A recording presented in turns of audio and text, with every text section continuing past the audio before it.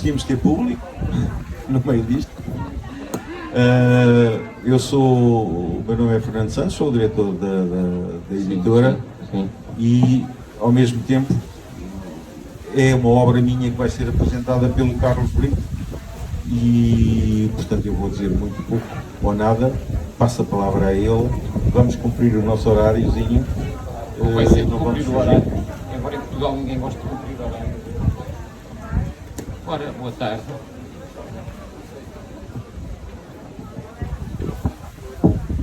Ora, boa tarde. Pronto, eu ia começar por dizer que a minha relação com a leitura é uma de leitor compulsivo e não sou crítico nem de literatura nem de qualquer outra forma de escrita e muito menos me considero um intelectual. Aliás, eu tinha, por causa disso, já tinha aqui uma frase do Marcel Proust que eu gosto particularmente, que diz, é uma coisa deste estilo: como muitos intelectuais, ele era incapaz de dizer uma coisa simples de uma forma simples. E eu, à medida que estou mais velho, esforço-me por conseguir dizer coisas simples e de uma forma simples e clara. Pronto, a partir daí também há aqui uma questão interessante, que é assim: eu na verdade sou um dos amigos da Alex, que é referido na dedicatória pelo Fernando dos Santos. Sou um dos amigos da Alex e inclusive supostamente tenho influência no processo de escrita do autor, visto que ele na última página diz que eu sou um dos espíritos críticos que o orientam quando escreve. Isso é que me preocupa mais, sinceramente. Mas adiante. Agora num registro mais sério, eu queria, antes de falar do livro, queria dizer algumas palavras sobre o autor, que é o meu grande e querido amigo e também colega de profissão, Fernando Santos. Embora ele seja uma pessoa que meteu as mãos muito mais na massa da profissão que eu, mas ambos somos médicos.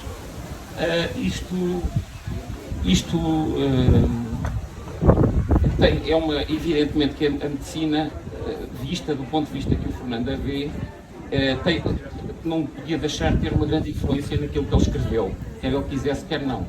Porque rapidamente, a questão é, o Fernando é uma pessoa que tem uma vasta experiência clínica, é uma pessoa que vê a saúde de acordo com a definição da OMS, do estado de bem-estar físico, psíquico e social, e portanto, digamos que toda a vida, sem ele saber, o que ele tem feito é praticar uma medicina centrada no doente, como se fala hoje em dia, e que de vez em quando utiliza a medicina baseada na evidência como muleta, ou seja, ele continua a entender que a medicina é uma arte que utiliza a ciência se for necessário, mas que grande parte da medicina, no fundo, é clínica, e a clínica no fundo, é uma forma de arte, de certa forma, não é? E também porque é impossível perceber os problemas das pessoas, muito menos as suas doenças, se realmente não se tiver uma perspectiva do todo biopsíquico da pessoa, não é? E pronto, isso é um parênteses rápido. Leva-nos a uma situação como estamos hoje em dia, de que a medicina se tornou, falamos hoje em dia mais de biomedicina, que é uma coisa que está com uma abordagem extremamente tecnocrática, um bocado no polo oposto do que o Fernando praticou e fez durante décadas. É uma medicina mais baseada na clínica, isso até poderá vir a ter problemas no futuro, mas eu não estou aqui para falar sobre as questões do futuro da medicina, estou aqui para falar do Fernando. E portanto, essa postura dele, que o levou também a fazer missões pela AMI, em países com muitas dificuldades comparadas com o nosso, não é? Essa postura do Fernando resulta, digamos assim, quer dizer, quando ele escreve, resulta numa perspectiva extremamente humanista e de tentativa de tentar compreender o ser humano no seu todo. E não funcionar num registro à base mais de chavões ou de situações tipo, etc. Portanto, o facto do Fernando ser um médico e sobretudo um clínico e com os anos de experiência que tem, leva a que de facto ele seja sobretudo um humanista. Isso é uma coisa que eu gostava de salientar. Parece banal falar nisso, mas nos dias de hoje nós vivemos numa sociedade cada vez mais desumanizada. e centrada na ideia de que a tecnologia vai resolver todos os problemas e mais alguns, o que é manifestamente falso. É assim, nós estamos aqui neste momento, eu estou aqui a apresentar este livro aqui neste momento, e isto tudo que está aqui a funcionar são tudo produtos da mente humana. E as pessoas esquecem-se que a própria tecnologia, as próprias coisas más e boas da tecnologia são oriundas da mente humana, de um grupo de grupos de mentes humanas que funcionam numa sociedade. E isso acho que é uma coisa que está a ser esquecida e que me preocupa muito e que parece que é ao lado, mas vai já entrar direto na questão do livro do Fernando. Aqui vou ter que citar de memória uma frase do Kant, sinceramente, que eu não estou a citar de memória, mas que descreve um bocado, se eu tivesse que fazer uma súmula do que é que está no 2PM, que é o livro do Fernando, ainda me esqueci de dizer 2PM, e perdoem também dizer Fernando, mas ele é meu amigo íntimo há anos, enfim, portanto, é uma situação que é quase um conflito de interesses. Há uma frase célebre do Kant, que eu não vou recordar de memória, que é: o homem tem o pé na lama e os olhos nas estrelas. É uma coisa deste estilo. Os homens têm os pés assentes na lama e os olhos virados para as estrelas. Eu acho que isto resume, em grande parte, eu já vou dizer porquê, em grande parte, o que o Fernando fez neste livro. Para mim, pelo menos da minha perspectiva. Porque de facto, este livro trata das luzes e sombras de personagens bastante complexas, não é? Mas que sempre vistas de um ponto de vista humano, sempre sem manicaísmos. Aliás, isso é uma característica que já estava no romance anterior que o Fernando escreveu, que é uma ucronia, ou seja, uma ficção histórica, chamada Rua dos Remédios, que já era marcado por um grande humanismo e por uma recusa de manicaísmos, não é? Portanto, ele tenta captar a vida tal e qual como ela é, digamos assim, e sem fazer juízos de valor constantes sobre as coisas. Isso leva-me a outra coisa que eu pura e simplesmente detesto, e já agora que estou aqui com o microfone na mão vou aproveitar, que é a atual mania do politicamente correto, que é uma coisa que é completamente destrutiva da vida normal, não é? Porque nós não vamos arranjar agora, não é, por voltar à medicina, recomendações para todas as guidelines, recomendações para tudo o que fazemos na vida. Isso é completamente absurdo. Pronto. Mas se nós formos, meu Deus, já uma vez que aconteceu quando estava a tocar rock, foi muito mais grave. Fiquei sem pauta e enganei-me. Mas, posto isto, é assim, porque é que eu digo que a frase do Kant, me lembrei dessa frase do Kant? Porque, por exemplo, se vocês forem, mesmo antes de entrar nos personagens, já lá vamos, se vocês forem simplesmente aqui à dedicatória do livro, na dedicatória já está aqui quase um programa de ação, ou um programa de escrita, porque o livro é dedicado às pessoas que sofrem de qualquer tipo de doença mental, é dedicado aos refugiados que abandonam os seus países para fugir da guerra e da fome, é dedicado aos meus amigos da Alex, que eu sou um deles que estou aqui, e é dedicado também aos anjos que escrevem comigo e por mim. Os anjos é um ponto que eu e o Fernando temos em comum, que pode parecer estranho, mas que mais adiante eu já vou explicar. Portanto, só isto já tem aqui um programa bastante ambicioso. Mas, como diz aliás, o prefácio muito bom que o livro tem, que é de uma juíza, como o prefácio diz, o livro é sobretudo sobre a vida, e aqui tenho que citar, não consigo de memória, e tem personagens que tem personagens que as pessoas sabem que existem, mas que nunca olharam nos olhos e nunca as leram. Aqui leram é no sentido de as compreender ou de perceber o que é que fazem. Ora,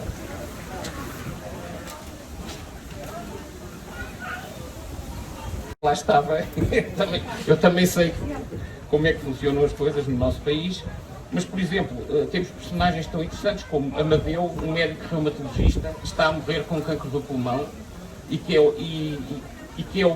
é de fundo, ele não sabe, mas de facto já é um anjo sem saber, depois no fim vamos ver isso. Eu esqueci-me de dizer que o livro se inicia com um atentado terrorista e termina com uma tentativa de responder a uma das maiores questões que nós nos colocamos sempre, que é o que é que sucede depois da morte? O que é que sucede à nossa mente ou às nossas mentes depois de morrermos? portanto, tem um âmbito muito largo. Mas voltando às personagens, depois temos também algumas que eu gosto particularmente, outras não tanto, mas são todas interessantes. Eu, quando digo gosto, em termos de sentir empatia com elas. Depois temos o Amadeu, o médico reumatologista, que está a morrer com cancro do pulmão. Tem uma filha chamada Luísa, também conhecida pela menina simpática do call center. Eu, aliás, acho esse nome ainda mais interessante do que Luísa. E que é casada, mas foi abusada por um padre que é guia espiritual do médico Amadeu há muitos anos, e isso provocou-lhe, ou parece haver uma relação de causalidade, uma adição sexual, e quando o livro, na situação em que estamos no livro, ela é casada, mas é amante do primeiro-ministro. Portanto, isto é um primeiro-ministro, não estou a referir, estamos a falar no abstrato, não é? Do primeiro-ministro, quem está grávida. Só para vos dar uma ideia de... Por outro lado, temos o primeiro-ministro, mas mais interessante que o primeiro-ministro, quanto a mim, é o Martins, que é um assessor do primeiro-ministro que aparece no livro, muito interessante, porque tem os afatos de mau porte que condizem completamente com o seu péssimo caráter e a sua falta completa de escrúpulos. Portanto, basicamente é uma cascável que os afatos de mau porte. É uma personagem interessante por cima.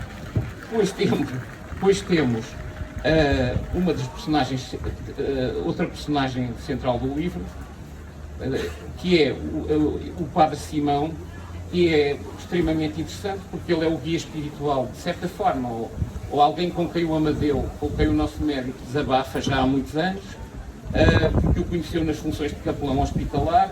Essa personagem ainda é mais interessante porque trata-se de um padre que é pedófilo e que foi abusado na adolescência por outro padre, e também no seminário manteve uma relação homossexual com outro padre que era o seu mentor.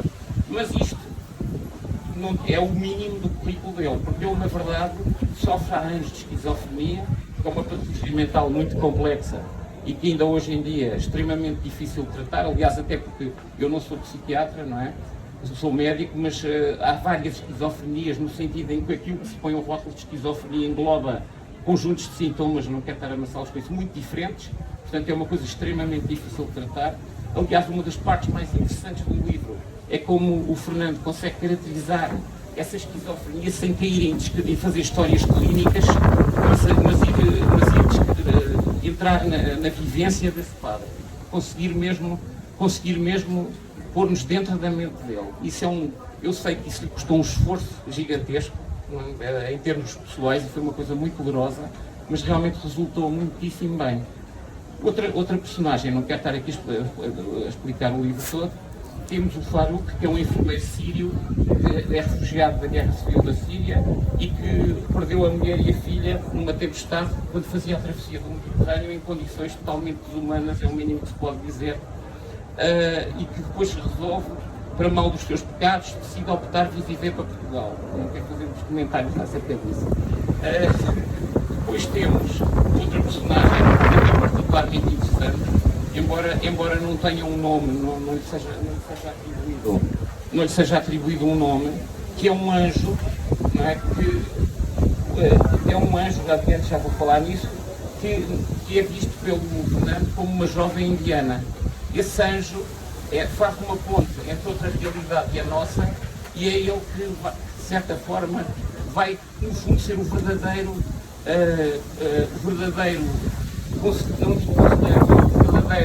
guia espiritual do Amadeu, ao contrário do Padre Simão. Aliás, está impossível. Desculpe, eu não estou de máscara. Está terrível o vento. Esse anjo, sob a forma dessa rapariga indiana, é que de facto vai fazer no final, ou seja, é muito interessante que uma das coisas interessantes que o livro tem é que, no fundo, quer a religião as grandes religiões do livro, não é? Como sabem, oficializadas, por acaso não aparece o judaísmo no livro, mas neste caso quer o catolicismo, quer quer o islamismo, neste livro não vão ajudar a evolução espiritual do Amadeu de maneira nenhuma. E ele no final é guiado pelo seu anjo, o seu anjo, digamos que é algo que faz a ponte entre a nossa realidade passando já para o final, na verdade o final que é muito belo, e mesmo esteticamente concentra-se, o Fernando talvez não tenha pensado nisso assim, mas é assim, nós não podemos deixar os escritores dizerem-nos que o que escreveram é aquilo, não é? Uma obra de arte é passível de muitas interpretações. Aliás, uma obra só é obra de arte quando permite inúmeras leituras e interpretações. Então estou a fazer a minha. No final, no fundo, está presente uma questão, que era o que eu falava há bocado, que é uma questão crítica daquelas grandes questões que a humanidade sempre se colocou, que é de onde é que vamos, para onde é que vamos, etc. Mas neste caso, formulando isto à maneira mais ao século XX, o fim do século XX e século XXI, é: a morte será o final da mente individual ou a passagem para uma outra realidade da qual nós não sabemos praticamente nada? E é uma questão muito interessante e pertinente, e na época em que nós vivemos, que é uma época de cientismo, eu não gostaria de dizer que é uma época dominada pela ciência, porque a ciência implica ter um espírito aberto e implica estar permanentemente a infirmar hipóteses, não é? E, portanto, a ciência nunca está feita, e além disso, podemos sempre colocar questões que estão para lá da ciência, mas que podem ser enquadradas de uma forma científica. Não quero estar a amassá-los, mas há um filósofo chamado Karl Popper que definiu há muitos anos uma coisa que se chama programas metafísicos de investigação, em que nós vamos investigar coisas que ainda não estão no campo das ciências, mas que poderão vir a estar, utilizando uma metodologia racionalista, o racionalismo crítico, que permite não nos auto-iludirmos. E, portanto, é só para vos dizer que esta questão que o Fernando coloca no final do livro é perfeitamente pertinente, tal como a questão dos anjos. No fundo, o que é que são os anjos? São ajudas de outra realidade, ou são coisas que nós percepcionamos como ajudas e conhecimentos que recebemos de outra realidade e que nos orientam na realidade presente. E isso é uma coisa de que, pessoalmente, há pessoas que têm experiência, e eu atrevo-me a dizer que eu e o Fernando temos ambos experiência disso, não é? Portanto, há alguma experiência disso. É claro que isso pode ser interpretado de outras maneiras, mas o que é interessante no final o que é interessante é que a forma como isso está feito no 2PM, a forma como o Fernando faz isto no 2PM é, tanto pode ser que de facto esse anjo seja a ligação com outra realidade que orienta o Amadeu, como pode, numa interpretação mais cientificista, como eu digo, como pode ser uma ficção que o cérebro cria para que a pessoa possa resolver certos problemas da sua vida e depois até tolerar a sua morte, digamos como uma espécie de filme interno que o cérebro cria para nos ajudar. Mas as hipóteses ficam em aberto, não é? Pronto, eu não vos vou dizer qual é que eu favoreço. De qualquer das formas, posso-vos dizer que atualmente, isto saindo um bocado do livro, mas como esta questão do final do livro é fundamental, atualmente posso-vos dizer que há evidências para ambas as posições e que não é possível descartar de ânimo leve que exista essa outra realidade. Mas, do ponto de vista do tal programa metafísico de investigação. Portanto, isto já são bastantes elementos interessantes para lerem o livro, penso eu, não é? Não vou estar aqui a dar-nos mais...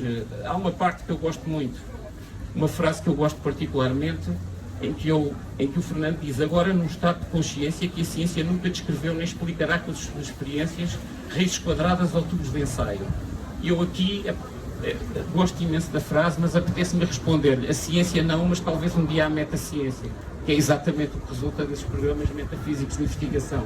Mas não é, de certeza, a ciência no sentido do cientificismo atual, porque isso ele tem razão. Se aqui traduzimos ciência por cientificismo reducionista, ele tem toda a razão.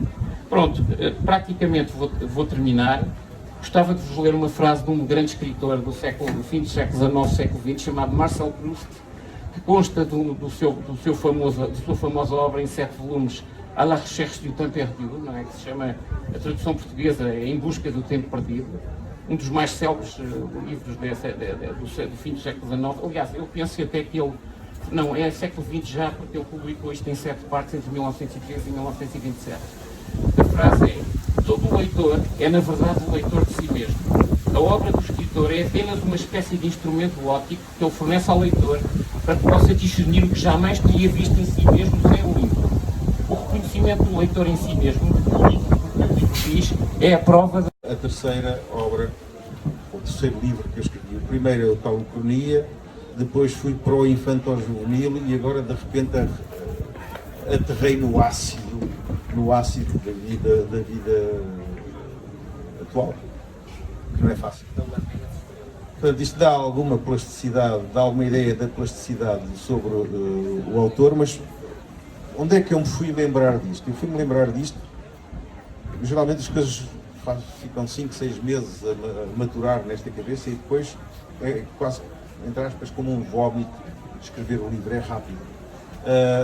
E uma das coisas que mais me levou a escrever, além dos pontos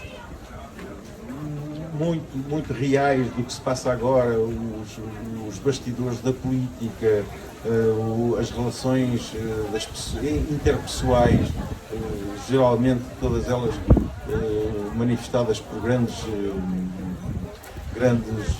aspectos dolorosos, as pessoas complicam a vida. Há uma coisa que me faz imensa confusão e sempre me fez ultimamente, é ouvir no nosso Parlamento, na nossa Assembleia da República, as pessoas que nós elegemos para representarem os portugueses, acusarem-se mutuamente: o seu partido é esquizofrénico, o senhor está com um discurso esquizofrénico, sem saberem sequer o que é sofrer esquizofrenia.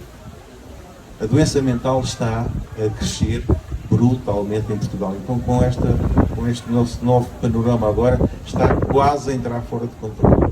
Mas dizer desta forma quase deletéria que o senhor é esquizofrénico é uma forma que não engrandece definitivamente quem a diz. E quem a diz devia engrandecer. Daí eu dedicar a todas as patologias mentais, a todas as pessoas que sofrem de patologia, são muitas, desde a depressão, há imensas, mas todas elas merecem a nossa atenção, merecem o nosso carinho e não merecem ser postas de lado, e muito menos pelos representantes da nação serem acusados de serem esquizofrénicos, como se fossem uns párias. E portanto foi muito difícil para mim entrar na figura de um esquizofrénico. Eu acho que nunca fui, de facto. Sei bem como é que é, e muito das pessoas com essa patologia, e entrei, e já ainda há bocado na apresentação do João Robusto, eu disse que levei quase uma semana a sair dela, que aquilo não é nada fácil. Portanto, o livro está dedicado a estas pessoas, está dedicado aos refugiados,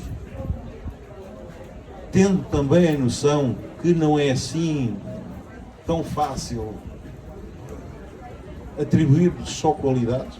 No livro está bem explícito. Podem haver mais qualquer coisa, mas merecem pela coragem. E depois, ao meu geneceu, porque assim, há homens com sorte, há homens com azar, e eu não sei se foi sorte, foi azar, fui calhar num geneceu.